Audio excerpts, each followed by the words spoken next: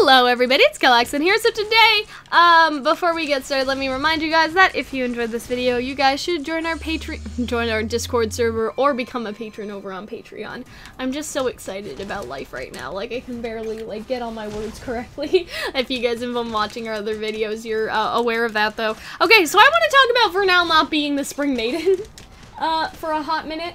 If that's okay. So I think that this not like they named a character Vernal, which essentially means spring, and then didn't make her. I mean, it was a trick, Hunter. It's like, okay, you. So okay, so let's be real. So we're gonna do a video on how RWBY handles plot twists, because this isn't the only like plot twisty thing that we've had. You know, why milk it with one video when you can milk it in? But I just kind of I want to talk. That's the Calxiyn way. I want to talk about more, like, our expectations. So, here's just kind of where I was at with this. So, when the first couple episodes came out, Hero High posted this, like, theory about Neo being the Spring Maiden, and, like, it was horrible timing, because that same week, the episode came out where Vernal was, like, quote-unquote named as the Spring Maiden, or that we were pretty sure she was supposed to be the Spring Maiden or whatever. And so I was like, rip Hero High, like, it's okay. And so that was my first, like, I was actually into that theory, but then the episode happened and I was like, oh yikes. Like, that's happened to me before, where I've posted something and then literally the next day it turns out not to be true. So I feel you, Hero High, it's okay.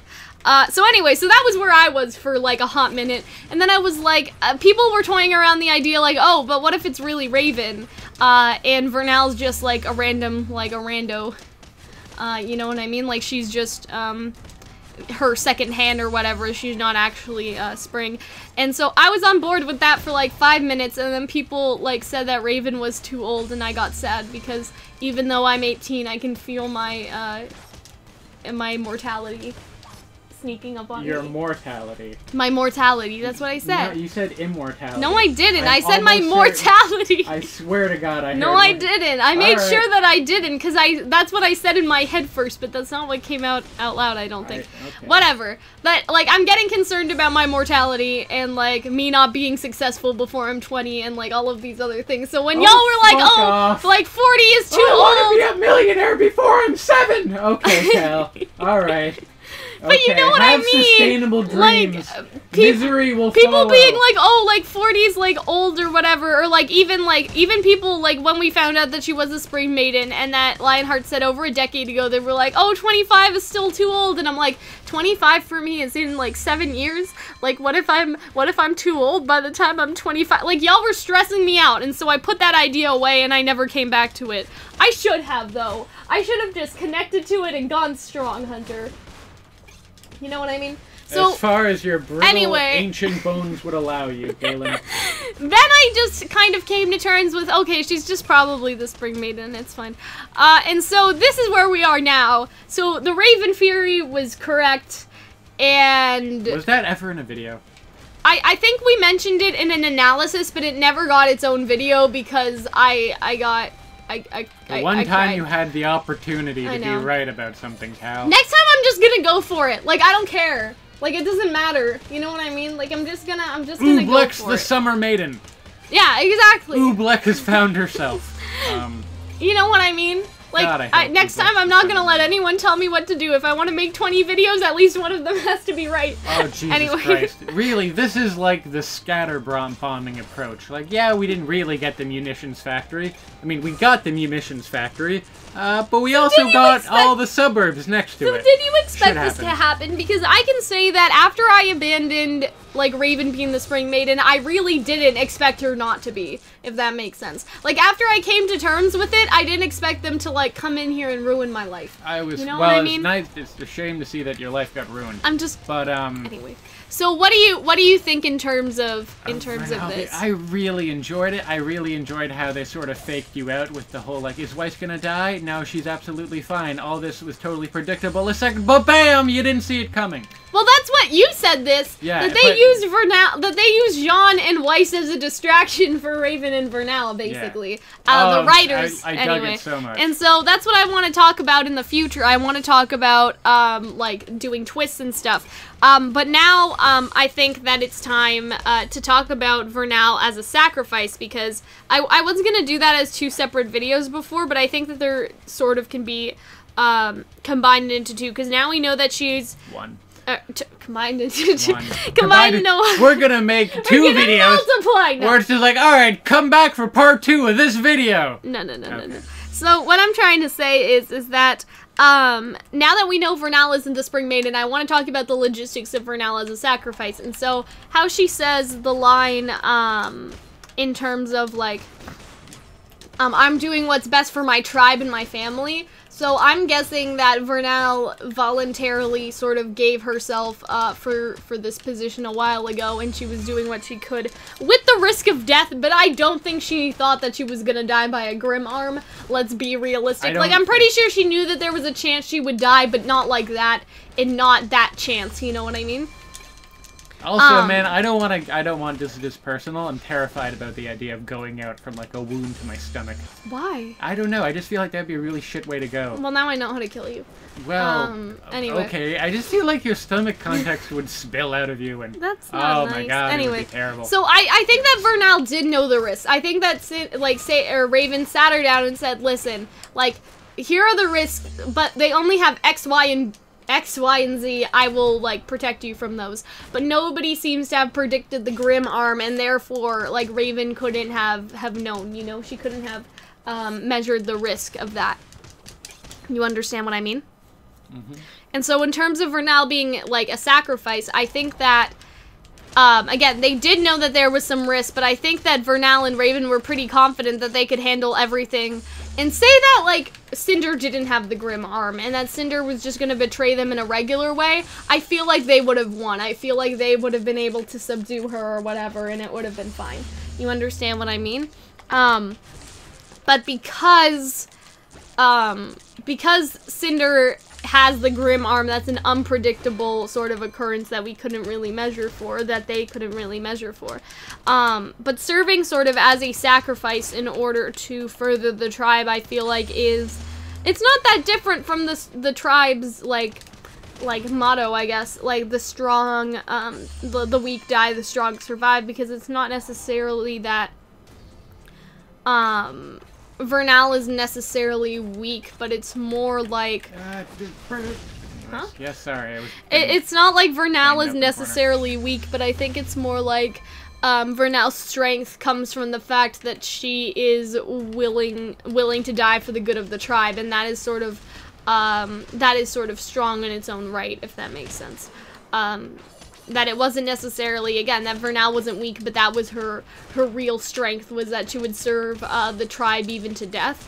So I feel like that's just really interesting, because I feel like at surface level, that may just contradict everything that Raven says, you know what I mean? Because, like, oh, Vernal died, I guess she was weak. Like, no, but I feel like it goes more in depth than that, and I feel like we're not giving Raven enough credit when we draw, when we draw what she's saying up.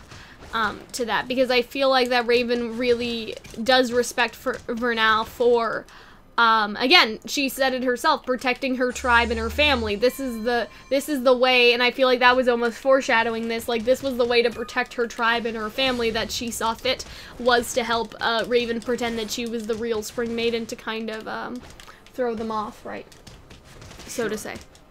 And so I feel like that really works as a sacrifice, and in terms of bringing Vernal back alive, I would like to talk about possibilities in terms of how she can live. I don't know if she's entirely dead yet. She's in peril. Yeah, like, I would like to talk about that more, but I feel like, I have some ideas that would take up too much time, necessarily, for this video, but I feel like that if she dies, Raven shouldn't die after. I had enough of cool villains getting killed off unceremoniously. You know what I mean? Fucking Sienna. I'm still upset about Sienna Khan. I feel like if you kill too many people off in a row, and so this is what I'm gonna say kind of to end us off, that in terms of Raven, like, if Vernal dies and then Cinder beats Raven and kills her, I feel like that would be too much. because that would be like 2 deaths in a row, and maybe even 3 deaths depending on what happens with Blake's side. If we ever, who's Blake? I don't know her. We'll never see her again. It's okay. But you understand what I mean, Hunter? Like, that's too many. Like, that starts to lose its meaning after a while. And a lot of people think that with the fight between Cinder and Vernal, like, one of them has to die, but I don't think that, or Cinder and Vernal, Cinder and Raven, one of them has to die, but I don't think that's necessarily the case entirely. Like, one of them has to be beaten, but that doesn't necessarily mean death. Like, yes, Cinder will always try to be chasing after those Spring Maiden powers, because she has to have them, apparently. You understand what I mean? But I don't think that necessarily means that it's either one or the other right now. In this current context, because I feel like that would be, I feel like they don't have time for something like that, if that makes sense, and I also feel like that would be a waste of either character for this to happen now. Like, yes, again, in the future, Cinder will need to go after Raven, but I think that this time, like, Raven should probably get the upper hand and kick her ass. And I know that, like, some, like, Cinder fanboys don't exactly agree with that. I just really want to see this fight scene. Me too. But I'm just saying that, like, too many deaths in a row make them lose their meaning. And so I hope that, like, you know, we have to have some actually good deaths. You know what I mean? And I feel like Vernal would be a good one. But I don't see why Raven or Cinder would be at this current moment in time. So, yeah. At this point, I think I mean, I don't know if you want to save this for another video, but when it comes to, like, what I'd want to see, I like the idea of something like they get away with the relic, Raven? so they don't have the relic. The bad guys, you know, Cinder and Salem and them do not have the relic, but they also hold Haven as like a territory. So you still get like, okay, there's a win here, but there's also a significant loss. Yeah, so Raven gets the relic, or the good guys, quote unquote, get the relic. Hands it off to them. But then they're controlling the academy. That would be interesting too, but yeah. I feel like that's for another video, because I really just wanted to talk about Vernal, and I think that's basically the end of what we're talking about here, is that Vernal's sacrifice won't mean as much if there are, like, 4 character deaths right after her, or 3, or 2, like, you know what I mean? Like, I'm not saying that no one should die for the rest of the volume, but you can't just, like, making people die all the time makes it, again, it loses its, like, the meaningful death. And so if we want Vernal to be a good sacrifice, you know, like, her sacrifice has to not be lessened, so to speak. You agree with that? You know what I mean? Sure, yes. Like, just too much death isn't good, depending on how it's done, anyway. And so, yeah, that's basically where we're at right now. And so I hope that you guys enjoyed, this one. Yeah, I just wanted to talk about, like, Vernal dying and stuff, because I think that, like, a lot of people really liked her as a character, but you can see that it goes past, like, her being, like, I don't want to say snarky, but sort of like a low snark, bitch, you know what I mean? Like, it's not that she was like that. She was truly defending her, her tribe and her family, and I think that's really admirable, and so I just wanted to talk about that. So anyways, we will see you later on that. Bye, guys.